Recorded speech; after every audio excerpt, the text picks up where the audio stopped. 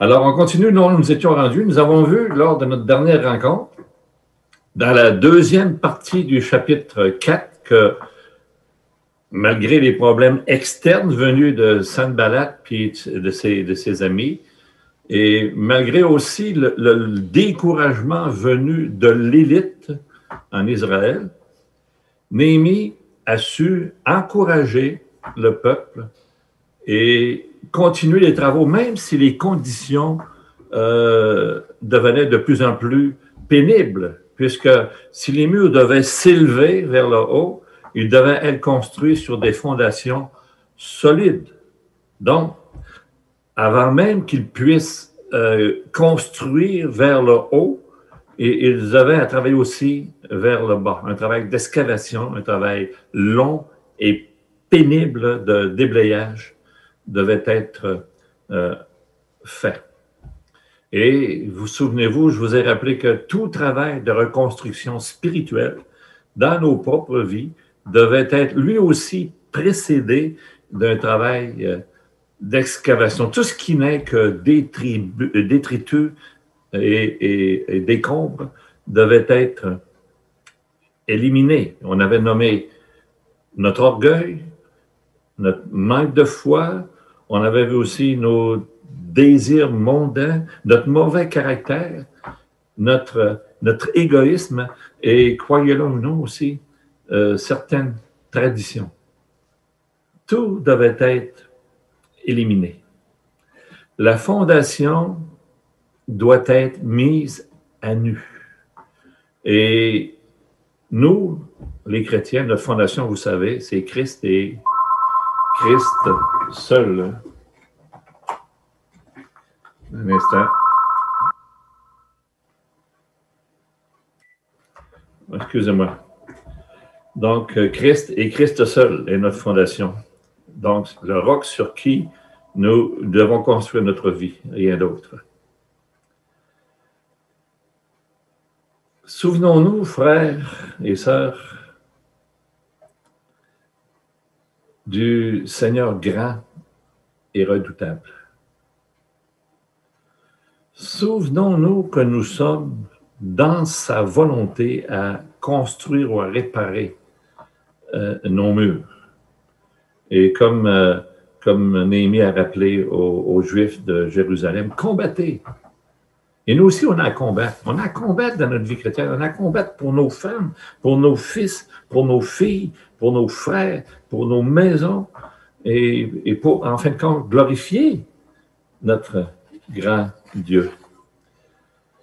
Donc, ceci dit, ce matin, nous voyons Néhémie au chapitre 5 maintenant, confronté, bien sûr, encore des problèmes. Vous savez, l'ennemi ne se fatigue jamais, jamais, jamais, jamais. Il ne nous laisse jamais en paix.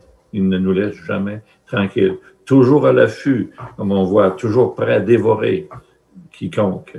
Donc, nous retrouvons Néhémie ici, cette fois-ci, faire face à quelque chose qui est probablement son plus grand défi depuis son arrivée à Jérusalem jusqu'à ce jour. En fait, Sanballat et ses amis, ainsi que le découragement de Juda, n'était que de la petite bière à comparer à ce qu'il attend maintenant. Ce qu'il attend maintenant pourrait facilement arrêter et ruiner totalement tout le travail déjà accompli, et de plus, ou des plus, je devrais dire, et de plus amener la division et la suspicion chez son peuple. Alors c'est très grave. Et ça commence par quelque chose de vraiment, et je dirais, non nécessairement spirituel, des choses de la vie ordinaire. Il y a une famine à Jérusalem. Et ce manque de nourriture-là est en partie causé par l'arrivée soudaine et massive de Juifs de Babylone, accompagnés bien sûr de leur famille, et aussi du fait que beaucoup de terres qui autrefois étaient productives était maintenant resté en friche depuis la déportation. Donc, du coup, rapidement, la demande surpasse la capacité de production, puis la famine, bien sûr, sévit à Jérusalem. Maintenant, à cette famine s'ajoutent aussi des taxes élevées que devait payer le peuple au roi Artaxerxès, qui, ne l'oublions pas, est toujours maître du pays. Et si c'était comme pas suffisant pour couronner le tout, il se trouvait à Jérusalem même des gens prêts à prendre avantage de la situation pour s'enrichir aux dépens du pauvre peuple. Donc, on s'en doute, c'est normal, la colère gronde. J'aimerais qu'on lise ensemble, si vous voulez bien, les versets 1 à 5 de Néhémie, chapitre 5. Il s'éleva de la part des gens du peuple et de leurs femmes de grandes plaintes contre leurs frères, les Juifs. Les uns disaient, nous, nos fils et nos filles, nous sommes nombreux, qu'on nous donne du blé afin que nous mangions et que nous vivions. D'autres aussi disaient, nous engageons nos champs, nos vignes et nos maisons pour avoir du blé pendant la famine. D'autres disaient, nous avons emprunté de l'argent sur nos champs et nos vignes pour le tribut du roi, pour les taxes d'Artaxerxès. Et pourtant, notre chair est comme la chair de nos frères. Nos enfants sont comme leurs enfants. Et voici, nous soumettons à la servitude nos fils et nos filles. Et plusieurs de nos filles y sont déjà réduites. Nous sommes sans force et nos champs et nos vignes sont à d'autres.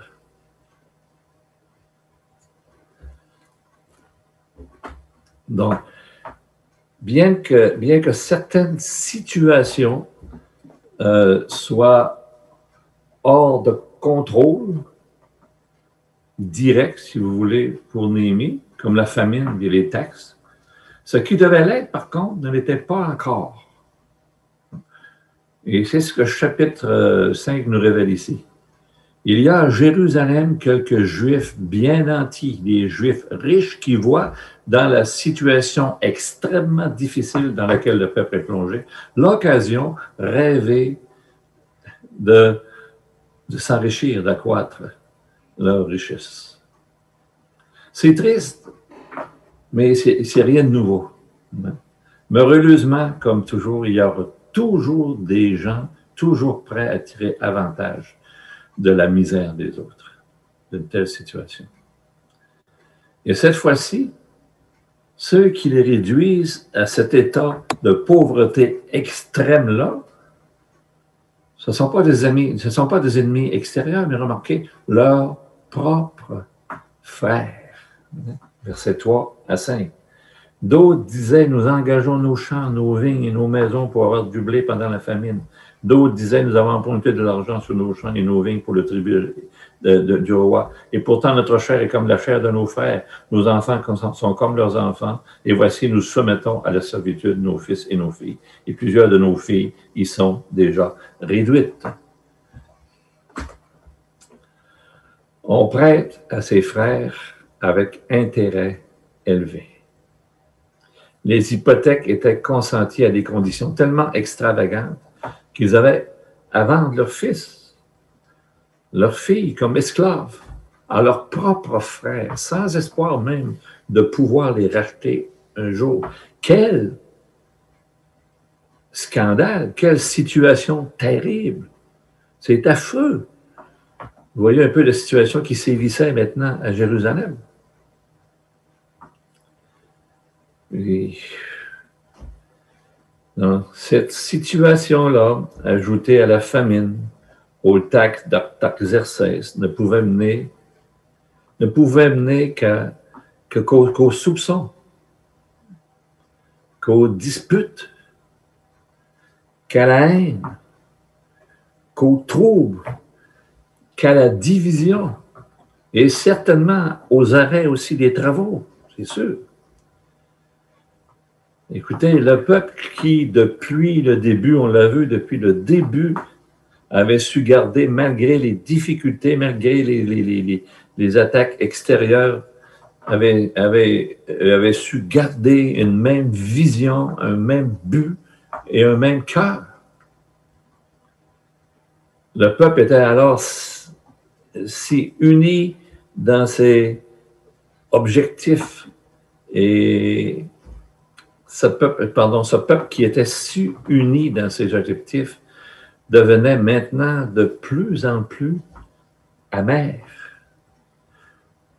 de plus en plus suspicieux, de plus en plus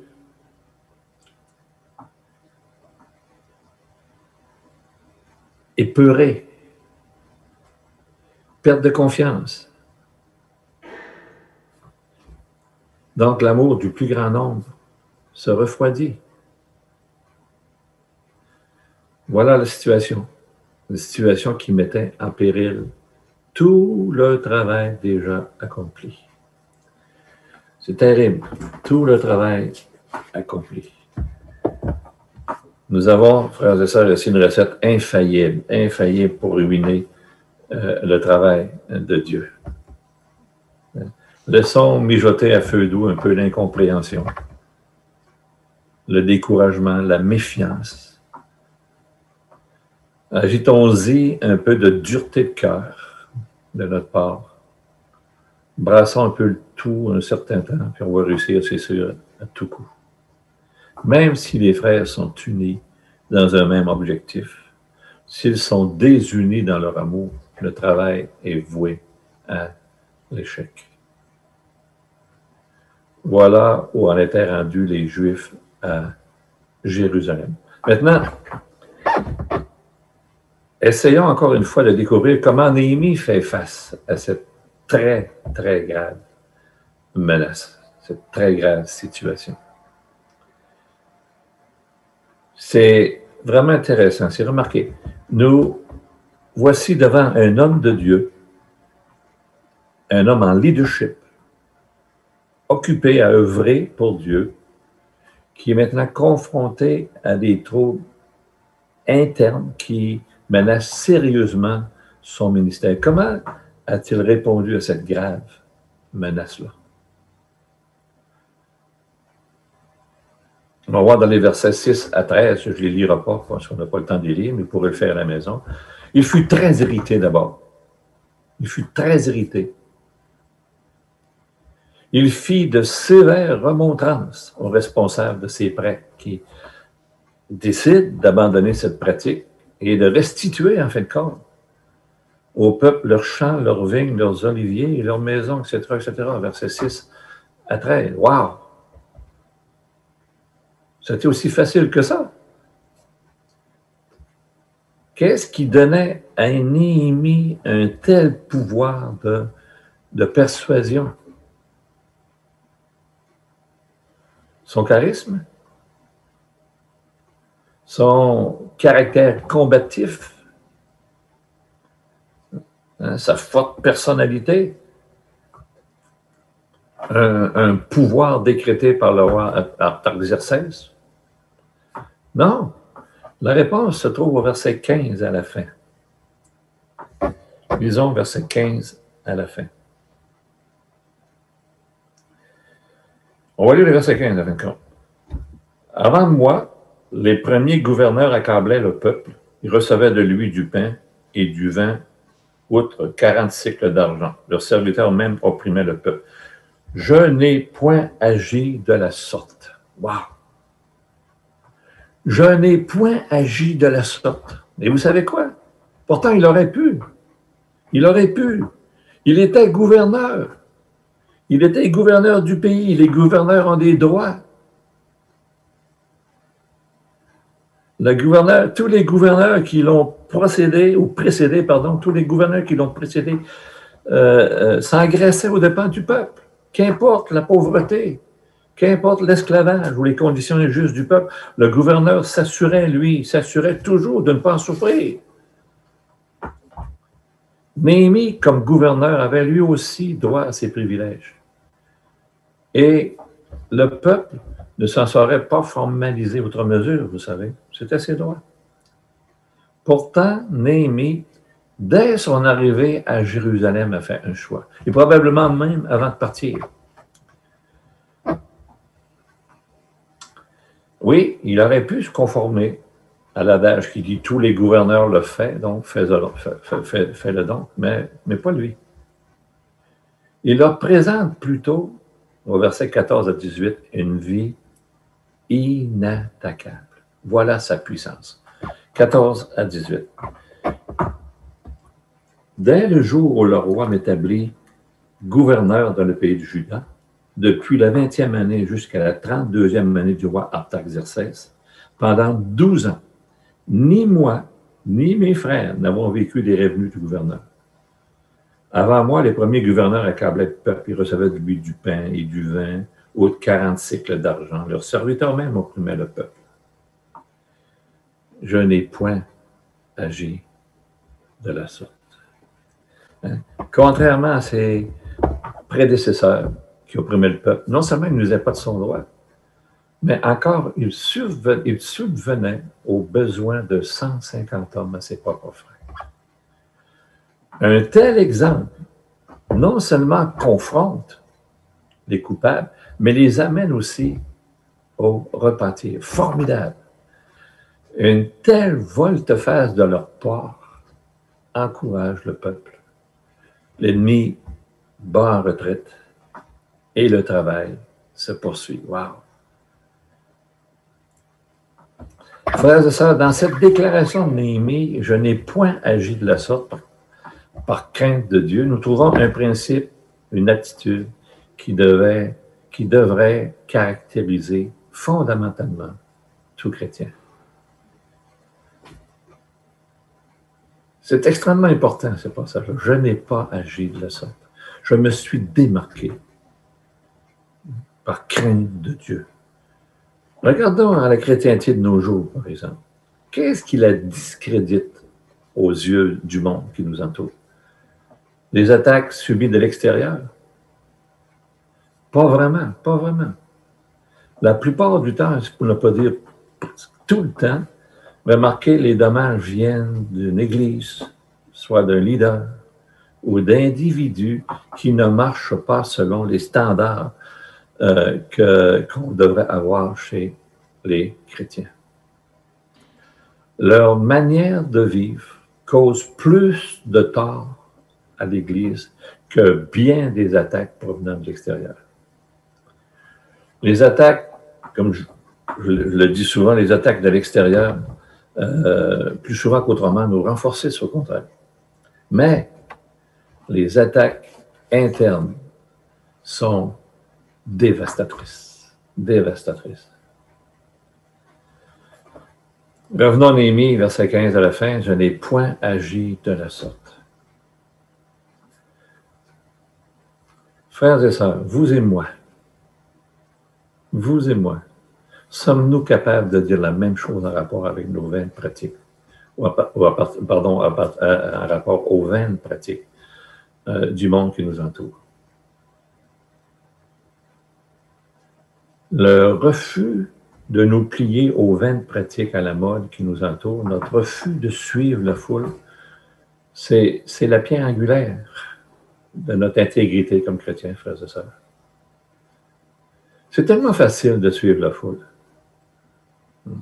C'est tellement facile. Le chemin est large. Il y a beaucoup de monde qui l'emprunte. C'est tellement facile de faire comme tout le monde. Tout le monde le fait, fais-le donc. Néhémie ici nous interpelle. Néhémie nous interpelle, il nous arrête, réfléchissons. Considérez vos voies, comme nous dit Agé. Je n'ai point agi de la sorte par crainte de Dieu. Je n'ai point agi de la sorte par crainte de Dieu. Chaque personne ne peut être la conscience de son voisin. On sait tous ça. Mais laissez-moi vous dire que Néhémie, par contre, en des temps confus, en des temps difficiles, a été capable de se tenir debout devant le peuple et leur présenter quoi? Pas des reproches, pas des remontrances. Une vie sans reproche. Une vie sans reproche. C'est intéressant ici, c'est extrêmement intéressant. Savez-vous que bien souvent, le monde a une meilleure vision de ce qu'un chrétien devrait être que les chrétiens eux-mêmes? Saviez-vous que le monde a des standards nous concernant, nous, les chrétiens, bien au-dessus des standards que la plupart des chrétiens établissent pour eux-mêmes? Vous ne saviez pas ça? Le monde nous regarde vivre, frères et sœurs. Ce que tu fais crie tellement fort que je n'entends pas ce que tu dis. Le monde s'attend à ce que nous soyons différents, que nous soyons des hommes et des femmes différents. Est-ce le cas? Frères et sœurs, nous les chrétiens, inconsciemment ou non, on insiste beaucoup afin que le monde sache clairement nos positions sur notre doctrine, sur ce que nous croyons. On veut qu'ils sachent hors de tout doute que la Bible est la seule autorité en matière de foi et de pratique sur laquelle nous tenons. Mais remarquez, souvent, par notre manière de vivre, le message que nous leur donnons, c'est qu'en fin de compte, on n'est pas si différent des autres. C'est paradoxal quand même, n'est-ce pas? On connaît aussi bien, vous connaissez aussi bien que moi les pratiques du monde aujourd'hui, OK? C'est sûr que c'est redondant ce que je veux vous dire, mais c'est quand même ça. C'est une immoralité, c'est l'immoralité aujourd'hui. L'immoralité sexuelle, la pornographie qui est normalisée. La fornication, la relation sexuelle hors mariage qui est normalisée. Les unions libres, plus de besoin de se marier, c'est normalisé. Les divorces, je ne sais pas combien, 50-60% maintenant, ça divorce, mais c'est normalisé. L'homosexualité, on n'en parle même plus, c'est tout à fait normal. Les mariages de même sexe, c'est normal. Les relations sexuelles à tous les âges maintenant, je pense qu'à partir de 13 ans, il n'y a plus rien, il n'y a plus de problème, c'est normal, etc., etc. C'est incroyable. Toutes ces choses qui, il y a plus de, quoi, maintenant, on va dire 30, 35 ans, étaient considérées comme péchés, comme étant mal, sont considérées aujourd'hui comme étant tout à fait normal, la chose à faire. Le mal devient bien, bien devient le mal. C'est les standards du monde aujourd'hui. Soyons à l'affût, frères et sœurs. Je pourrais vous parler aussi, en parlant de standards du monde, de l'orgueil, du ressentiment, du manque de pardon, de la vengeance. Écoutez, d'avoir du caractère solide, hein, foncer en avant, même en écrasant les autres. Tous des péchés considérés comme étant des qualités, indispensables même pour réussir aujourd'hui dans la vie. C'est incroyable. C'est incroyable. Néhémie dit, lui, je n'ai pas agi de la sorte. Frères et sœurs, si vous dénoncez ce que je viens d'énumérer, vous serez rejetés. Vous allez être méprisés, vous allez être considérés comme des intolérants, des dépassés, des dinosaures, des vieux jeux. Vous allez être moqués. J'espère que plusieurs ici, plusieurs d'entre nous aussi ce matin, sommes attristés de ce qui se passe dans le monde. Je suis sûr aussi que vous l'êtes. Mais, ça pourrait-il aussi que quelques-uns de nous ce matin, avec le temps, à cause de la pression sociale, ça pourrait-il que quelques-uns de nous aient abaissé leur standard de vie chrétienne? Et ce que nous n'aurions jamais accepté, voilà quelques années, eh bien aujourd'hui, on ferme les yeux. Est-ce que ce matin, je parle à des gens qui ont effectivement abaissé le standard? Mais sûrement des plus jeunes aussi, vous les jeunes. Trouvez-vous les standards bibliques dépassés, hors normes, trop difficiles pour vous y conformer? Est-ce que la pression du groupe est tellement forte qu'elle vous empêche de vous éloigner du péché et des standards du monde? Est-ce que vivre une vie sainte en 2021 s'est dépassé? Et nous, les plus vieux, peut-être qu'on a touché à des choses auxquelles on n'aurait jamais dû. des choses qui maintenant remplissent nos pensées et nos cœurs. Des pensées et des regards impurs, des désirs mauvais. En fait, toutes ces choses qui étranglent nos vies de prière, qui nous empêchent même de lire la parole et ruinent notre témoignage, et qui fait de nous, en fin de compte, des chrétiens et des chrétiennes malheureux. Frères et sœurs, si notre standard de moralité était étalé devant tous, aurions-nous à rougir? Je n'ai point agi de la sorte, nous dit Néhémie. Frères et sœurs, voilà l'attitude à avoir. Hein? Mais comme j'ai dit, Néhémie avait un motif pour agir ainsi. Hein? Je n'ai point agi de la sorte. Pourquoi? Par crainte de Dieu. Par crainte de Dieu. Voilà son motif. La crainte de déplaire à Dieu. Maintenant, qu'est-ce qui nous motive, nous les chrétiens, frères et sœurs?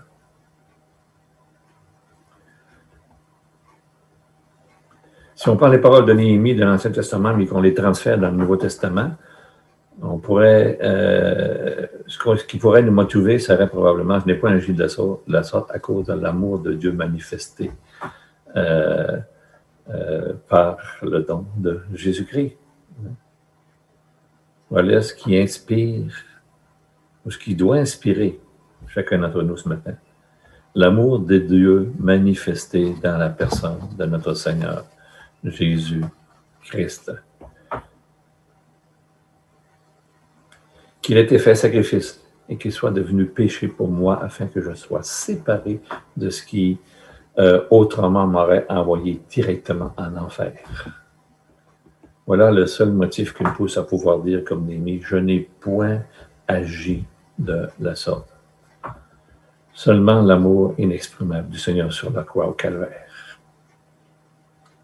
Vous ne serez pas populaire, mais vous allez le glorifier. Et vous savez, frères et sœurs, il y a beaucoup de gens qui ne sont pas d'accord avec nous. Il y a beaucoup de gens qui ne croient pas ce que nous croyons. Il y a beaucoup de gens qui ne sont pas prêts à vivre comme nous vivons. Mais vous savez quoi?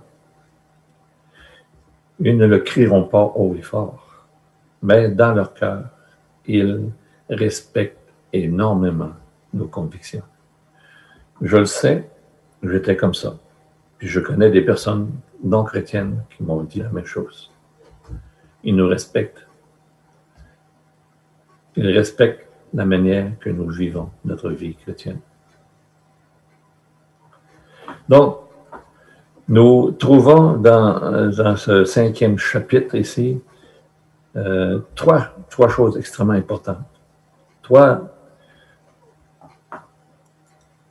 choses qu'on ne peut pas vraiment se passer. Okay?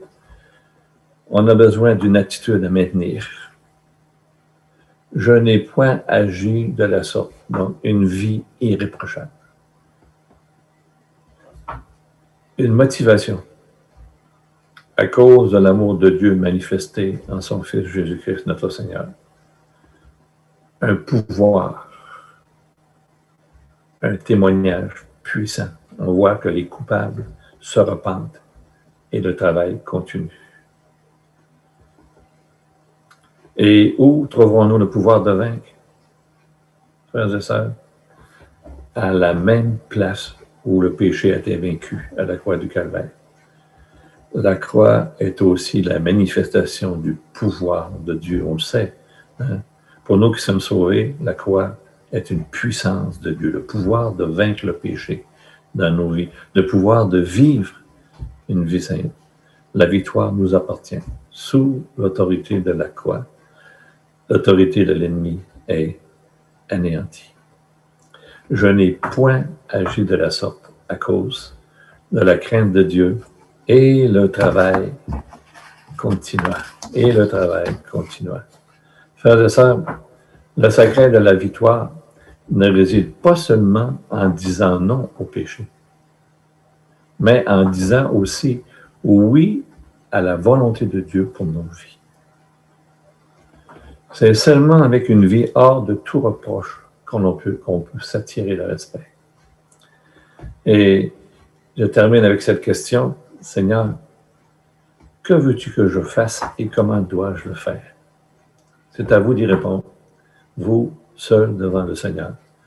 Et que le Seigneur ce matin nous bénisse abondamment. Prions.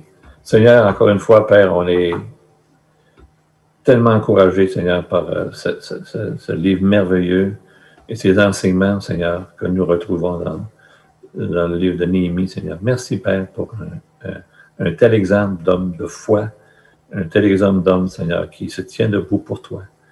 Et merci, Père, encore une fois, que nous puissions retirer, Seigneur, un enseignement qui soit vraiment utile pour nos vies chrétiennes. Seigneur, donne-nous d'être à l'écoute. Donne-nous, Seigneur, de l'obéissance afin qu'on puisse, Seigneur, nous aussi, Seigneur, marcher à ta gloire. Être des hommes et des femmes, Seigneur, avec un témoignage puissant afin que le monde puisse te connaître, Seigneur, et te connaître et venir à la repentance et goûter, Seigneur, à l'amour de Dieu. Donc, Seigneur, bénis chacun d'entre nous ce matin, Seigneur, à ta gloire et bénis cette journée aussi qui se continue. Amen. Merci beaucoup.